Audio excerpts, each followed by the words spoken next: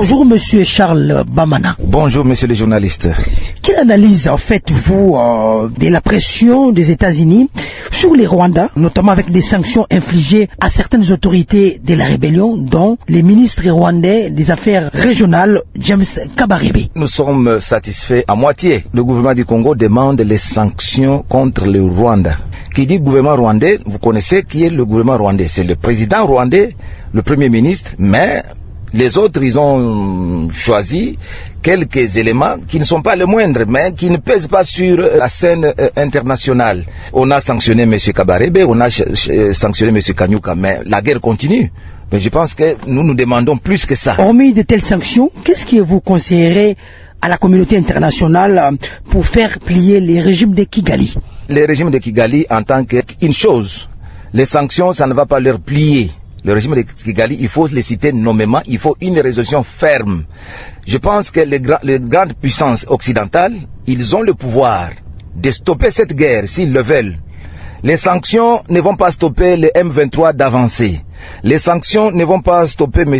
Kagame avec son régime d'agir ou de supporter toujours les M23. Mais nous demandons que les puissances internationales ou les grandes puissances, ils peuvent faire quelque chose. Ils peuvent appeler à l'arrêt de cette guerre. Donc pour nous, nous demandons que les États-Unis, le Royaume-Uni, la Belgique, la France, ils ont le pouvoir de stopper cette guerre. Mais ils sont en train de passer par le dos de la cuillère avec les sanctions qui ne disent pas le mot suspendre ou quelques individus qui ne pèsent pas trop, et cela, ça ne nous arrange pas. Au niveau national, l'initiative lancée par les catholiques et les protestants ne fait pas l'unanimité. D'autres tiennent au processus de Nairobi et de Luanda.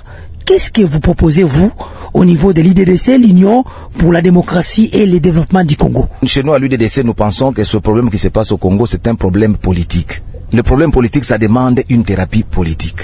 Moi, je ne suis pas du tout convaincu avec la démarche de nos pères spirituels.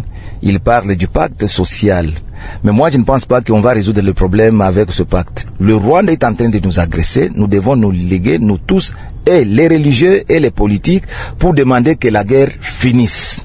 Et après, nous aurons nos problèmes internes. Ils ont sillonné, mais ils sont allés même à Kigali. Ils sont partis à Kigali, mais moi, je ne suis pas prophète de malheur. Je pense que leur démarche ne va pas résoudre le problème. Ce problème, c'est quoi? C'est le Rwanda qui veut avoir des portions de terre. Il faut qu'on se le dise. Le Rwanda veut des terres au Congo. Le Rwanda veut faire les affaires au Congo. Ils veulent entrer et sortir. Qu'est-ce que vous pensez à ceux qui estiment qu'il faut s'attaquer aussi diplomatiquement aux pays qui soutiennent la démarche du Rwanda?